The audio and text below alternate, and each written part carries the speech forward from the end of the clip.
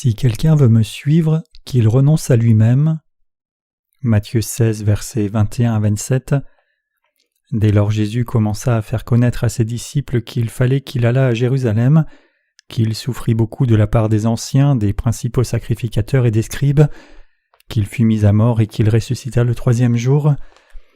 Pierre, l'ayant pris à part, se mit à le reprendre et dit « À Dieu ne plaise, Seigneur, cela ne t'arrivera pas. » Mais Jésus se retournant dit à Pierre « Arrière de moi, Satan, tu mets en scandale car tes pensées ne sont pas les pensées de Dieu mais celles des hommes. » Alors Jésus dit à ses disciples « Si quelqu'un veut venir après moi, qu'il renonce à lui-même, qu'il se charge de sa croix et qu'il me suive.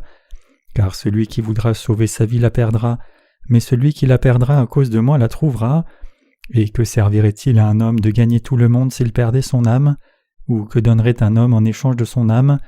Car le Fils de l'homme doit venir dans la gloire de son Père avec ses anges, et alors il rendra à chacun selon ses œuvres. Je vous le dis en vérité, quelques-uns de ceux qui sont ici ne mourront point qu'ils n'aient vu le Fils de l'homme venir dans son règne. »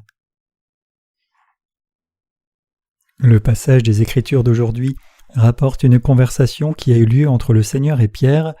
Le Seigneur dit ici « Si quelqu'un veut venir après moi, qu'il renonce à lui-même, qu'il se charge de sa croix et qu'il me suive. » Examinons pourquoi Jésus a dit ces paroles. Alors que nous menons nos vies de foi, il y a des temps où nous trouvons difficile de continuer. N'avez-vous pas aussi eu des temps comme cela où vous luttez pour mener votre vie de foi même si vous voulez suivre le Seigneur fidèlement? En général, cela arrive souvent parce que vous aimez trop vous-même. Si nous nous aimons plus que le Seigneur, alors il nous est très difficile de le suivre. C'est le sujet dont le Seigneur nous parle dans le passage des Écritures d'aujourd'hui. Après que Pierre ait fait sa confession de foi, le Seigneur dit « J'irai à Jérusalem, serai vendu au sacrificateur dans 3 jours, puis crucifié à mort. » Pierre objecta alors et essaya d'arrêter le Seigneur, et dit la chose suivante « À Dieu ne plaise, Seigneur, cela ne t'arrivera pas. » Jésus se retourna et dit à Pierre « Arrière de moi, Satan. » Vous pouvez imaginer combien Pierre devait être embarrassé. Il s'était probablement attaché aux vêtements du Seigneur pour le retenir, insistant lourdement « Seigneur, tu ne dois pas être crucifié à mort, tu ne peux pas laisser cela se faire. » Mais le Seigneur dit à Pierre « Arrière de moi, Satan. » Pour sa part, Pierre se souciait sans doute beaucoup pour le Seigneur de tout son cœur, mais le Seigneur lui a dit de le laisser. Juste un moment auparavant, le Seigneur avait loué Pierre pour sa bonne foi, disant que c'était le Père qui lui avait fait réaliser la divinité de Jésus. Mais maintenant Pierre était repris pour avoir agi comme Satan soudainement. Le Seigneur lui dit « Arrière de moi, Satan, tu mets en scandale, car tes pensées ne sont pas les pensées de Dieu, mais celles des hommes. » Puis il dit à ses disciples « Si quelqu'un veut venir après moi, qu'il renonce à lui-même, qu'il se charge de sa croix et qu'il me suive. » Ce dont nous devons nous rappeler clairement quand nous suivons le Seigneur, c'est le fait que Jésus nous a dit de renoncer à nous-mêmes. Si nous nous sentons parfois faibles et désespérés en suivant le Seigneur, et que notre cœur n'est pas tourné vers le Seigneur, alors c'est parce que nous nous aimons trop nous-mêmes. Quand nous résistons à la direction du Seigneur, nous perdons de vue le Seigneur et nous ne voyons que nous-mêmes. Quand cela se produit, nous ne nous soucions pas du tout du Seigneur, donc nous finissons ignorants quant à ce que signifie suivre le Seigneur, être conduit par lui et l'aimer. Savez-vous pourquoi vous devez renoncer à vous-même? Alors que nous menons nos vies de foi, parfois nous découvrons que nous nous aimons plus que le Seigneur. Dans des temps comme cela, les ténèbres enveloppent nos cœurs et notre bateau de la foi sombre. Nous finissons naufragés, frappant les récifs. Parmi ceux qui essayent de mener une vie de foi, il y a des gens dont le bateau de la foi, l'espoir et l'amour ont dérivé parce qu'ils se sont aimés eux-mêmes plus que le Seigneur. C'est parce que les gens s'aiment trop eux-mêmes que leur bateau de la foi finit par sombrer. Quand nous analysons la raison pour laquelle la foi de tant de chrétiens a dévié en suivant le Seigneur et qu'ils n'arrivent plus à le suivre, nous voyons que c'est parce qu'ils pensaient plus aux choses des hommes, tout comme le Seigneur a dit à Pierre « Tes pensées ne sont pas aux choses de Dieu mais des hommes ». C'est aussi parce qu'ils ont manqué de renoncer à eux-mêmes, bien que le Seigneur ait dit « Si quelqu'un veut venir après moi, qu'il renonce à lui-même, qu'il se charge de sa croix et qu'il me suive. » Qui parmi nous ne s'aime pas lui-même? Robert H. Schuller, un pasteur américain célèbre pour sa cathédrale de cristal, soutient dans son livre intitulé « L'estime de soi, la nouvelle réforme » que les chrétiens doivent s'aimer eux-mêmes premièrement. Ce livre a eu un impact énorme non seulement sur les chrétiens, mais aussi sur les non-chrétiens. Son point principal était que beaucoup de croyants chrétiens s'étaient abusés tout ce temps en étant des pécheurs avec un cœur plein de péchés, et dans son livre Schuller soutient que même si les humains sont pécheurs comme cela par nature, puisque Jésus a expié leurs péchés, ils doivent s'aimer eux-mêmes. C'est pour cela que son livre a été tant acclamé par beaucoup de chrétiens. Cependant, la déclaration de Schuller était quelque chose qui s'opposait à la parole du Seigneur. Puisque les enseignements de ce livre venaient d'un homme, bien qu'il ait été énormément célèbre pendant un temps, il a vite été écarté. Par contre, la parole du Seigneur est la vérité éternelle, tout comme le Seigneur l'a dit à Pierre. À moins que nous ne renoncions à l'amour de nos cœurs pour nous-mêmes, nous ne pouvons pas le suivre. Nous devons tous saisir cela clairement. Cette parole est indispensable, nous devons tous la comprendre clairement pour suivre le Seigneur. Si nous nous aimons nous-mêmes, nous tomberons dans l'apitoiement sur nous sans même le réaliser et perdrons de vue le Seigneur pour ne voir que nous. Nous finirons alors par perdre le Seigneur et notre bateau de la foi sombrera. Donc il est crucial de méditer et de réfléchir à ce sujet en profondeur. Vous pouvez vous étonner, j'ai couru vers le Seigneur de toutes mes forces par amour pour lui, pourquoi suis-je alors tombé soudainement dans l'erreur, mon amour pour le Seigneur ayant disparu et mon désir de courir vers l'Évangile s'estompant aussi? Qu'est-ce qui explique cela? Je n'étais pas comme cela auparavant. Dans des temps comme cela, si vous vous examinez vous-même, vous découvrirez certainement que c'est parce que vous avez trop d'amour pour vous-même. Je ne dis pas que votre amour-propre est mauvais en lui-même, au contraire, il est normal de s'aimer soi-même. C'est parce que nous vivons dans la chair. Cependant, même si nous nous aimons nous-mêmes, nous devons toujours renoncer à cela. Tous les chrétiens doivent le faire. Nous devons renoncer à notre amour-propre, réaliser et accepter que ce ne soit pas un cœur qui aime le Seigneur, mais un cœur qui s'aime soi-même. Nous devons changer notre cœur en disant « Même si je m'aime moi-même, n'est-il pas juste d'aimer le Seigneur? Ne convient-il pas mieux d'aimer le Seigneur plutôt que moi-même? Est-ce qu'il convient à vous et moi d'aimer le Seigneur? Bien sûr. Même si c'est ce qui convient, nous l'oublions parfois dans notre vie de foi sans même le réaliser nous-mêmes. Dans des temps comme cela, nous devons rétablir notre foi en nous demandant « Pourquoi suis-je comme cela ?» et regarder au Seigneur pour le suivre. Le Seigneur dit à ses disciples « Si quelqu'un veut venir après moi, qu'il renonce à lui-même, qu'il se charge de sa croix et qu'il me suive. » Ce passage s'applique aussi à nous qui vivons en ce temps présent.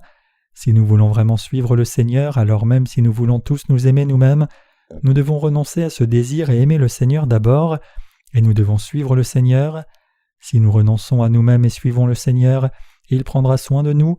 C'est la façon de vivre pour nous chrétiens. Il est absolument nécessaire de renoncer à nous-mêmes si nous voulons suivre le Seigneur. Vous devez vous en souvenir clairement, je vous exhorte à renoncer à vous-même. Combien d'amour avez-vous pour vous-même? Et combien de rêves merveilleux avez-vous pour vous-même? Ce n'est pas comme si je ne le savais pas et que je ne veux pas vous lier à la loi et vous dissuader de poursuivre vos rêves. Néanmoins, c'est dans le Seigneur que vous devez désirer que vos espoirs et vos rêves se réalisent, et vous devez renoncer à vous-même. Le but et la raison pour laquelle vous et moi devons faire cela, c'est de suivre le Seigneur. Même si quelqu'un s'aime lui-même, l'amour du Seigneur plus que soi-même est la façon de suivre le Seigneur.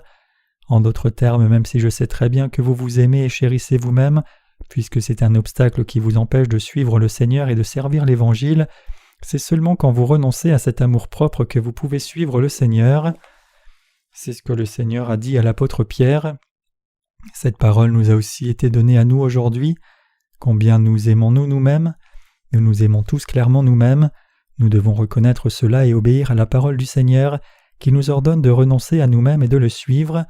Même si nous avons tous trop d'amour pour nous-mêmes, la bonne chose à faire est de renoncer à nous-mêmes et suivre le Seigneur.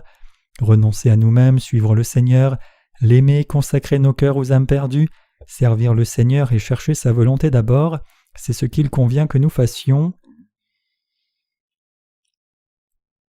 Nous devons fixer nos cœurs sur le Seigneur. Alors que nous menons nos vies de foi, nous nous trouvons souvent vacillants entre l'amour que nous avons pour le Seigneur et l'amour que nous avons pour nous-mêmes. Cependant, en tant que chrétiens, nos cœurs doivent aimer le Seigneur sans faute. Puisque les chrétiens nés de nouveau ont le Saint-Esprit qui demeure dans leur cœur, ils doivent aimer le Seigneur même sans se forcer, se disant « Je dois aimer le Seigneur ». Puisque le Saint-Esprit qui est un avec le Seigneur demeure dans nos cœurs, nous aimons le Seigneur fondamentalement. En même temps, cet amour pour le Seigneur est inévitablement accompagné de notre amour-propre aussi. Nous voulons être traités comme le Seigneur. L'ego veut recevoir le même traitement que le Seigneur. Si nous voulons nous-mêmes être traités au même niveau que le Seigneur, alors nous devons rapidement choisir entre le Seigneur et nous. Qui devons-nous choisir alors ? Nous devons choisir le Seigneur, réalisant qu'il est plus béni de penser à lui d'abord. C'est quand nous considérons rationnellement ce qui est juste et avançons par la foi que nous pouvons renoncer à nous-mêmes et suivre le Seigneur d'abord, plutôt que d'être poussés par nos propres envies. C'est alors que nous revêtons l'amour du Seigneur et sommes bien traités par les autres saints dans le Seigneur. Alors que nous menons nos vies de foi, ces conflits sont inévitables pour nous qui sommes nés de nouveau. Tout comme nous aimons le Seigneur, nous nous aimons nous-mêmes, et parfois notre amour-propre est au même niveau que notre amour pour le Seigneur. Que devons-nous faire dans des temps comme cela ? Nous devons nous rabaisser. Qui est-ce qui doit diminuer alors ? Comme l'a dit Jean-Baptiste, « Il faut qu'il grandisse et que je diminue ». Nous devons nous-mêmes diminuer. C'est ce que signifie suivre le Seigneur et revêtir son amour.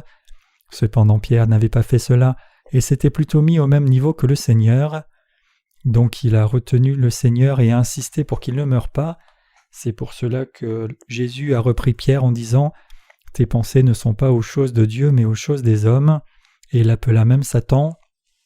Pierre a été repris par Jésus comme cela, précisément parce qu'il n'avait pas renoncé à lui-même. Vous et moi qui sommes nés de nouveau devons nous abaisser et renoncer à nous-mêmes. C'est alors seulement que nous pouvons suivre le Seigneur fermement. Ce n'est autre que Satan qui nous fait suivre nos envies. Cependant, peu importe combien nous essayons, notre amour-propre continue de s'élever. Même si nous nous aimons nous-mêmes, nous devons toujours suivre la vertu, et c'est pour cela que l'humanité souffre d'une telle agonie. Se référant à cela, le bouddhisme parle de 108 souillures. L'amour-propre s'élève sans cesse en nous. En dépit de cela, même si l'amour-propre continue de s'élever sans cesse, nous ne devons jamais nous permettre d'être complètement attirés vers lui ou continuer de courir vers lui. C'est parce que c'est le chemin de la destruction que de s'aimer soi-même et d'aimer le monde. Bien sûr, nous admettons que nous avons de l'amour-propre, mais malgré cela, la bonne chose à faire, c'est de suivre le Seigneur d'abord. C'est quand nous avons cette bonne disposition de cœur que le Seigneur est exalté en nous et nos âmes, nos vies et tout en nous devient beau. C'est pour cela qu'il est si impératif pour vous et moi de savoir comment renoncer à nous-mêmes. Cela doit être mis en pratique chaque jour et à chaque moment dans nos vies de foi. Permettez-moi de donner une illustration ici. Imaginez qu'un chien marche avec son maître et alors qu'il marche, il sent quelque chose. Donc ce chien laisse le maître pour un moment et suit la trace de l'odeur. Même si le maître continue de marcher tout droit, le chien continue de sentir allant de côté et s'occupant seul un moment. Mais après un moment, le chien finit par tourner la tête et se remet à suivre son maître. Nous sommes comme ce chien. Puisque chacun de nous a un corps, c'est notre instinct basique de nous aimer nous-mêmes, tout comme c'est l'instinct du chien de suivre une odeur. Cependant, ce dont nous devons nous soucier d'abord, c'est l'œuvre du Seigneur. Quand nous pensons à l'amour du Seigneur d'abord et le suivons, non seulement nous sommes bénis, mais le Seigneur y prend aussi plaisir. C'est parce que c'est dans des temps comme cela que le Seigneur peut s'occuper de tout et nous conduire. Ce combat doit être mené continuellement, en particulier pour ceux qui veulent suivre le Seigneur dans leur vie de foi. Que devrions-nous donc faire dans ce combat ? Nous pouvons vaincre nos pensées charnelles et les vaincre seulement si nous avons une compréhension claire de notre nature basique. Pouvons-nous vraiment nous vaincre nous-mêmes même si nous luttons contre nous-mêmes ? Non, nous sommes incapables de nous vaincre nous-mêmes. Disons que vous êtes résolu à ne pas toucher de nourriture pour jeûner, disant en vous-même « J'ai faim mais je ne mangerai pas pour la cause du Seigneur ». Quel serait le résultat ? Vous finirez par céder à la faim. Peu importe combien nous luttons fort contre nous-mêmes comme cela, nous ne pouvons pas gagner. Même si nous prévalons sur nous-mêmes, rien n'est vraiment gagné.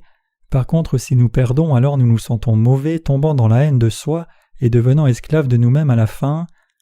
Dans notre combat contre nous-mêmes, nous n'avons aucune chance de gagner.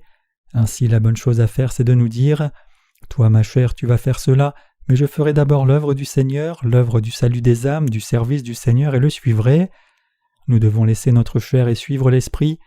La raison pour laquelle nous sommes capables de nous dire à nous-mêmes « Même si ma chair est comme cela, je suivrai le Seigneur », c'est que ce n'est pas seulement nous qui vivons, mais le Saint-Esprit demeure en nous aussi.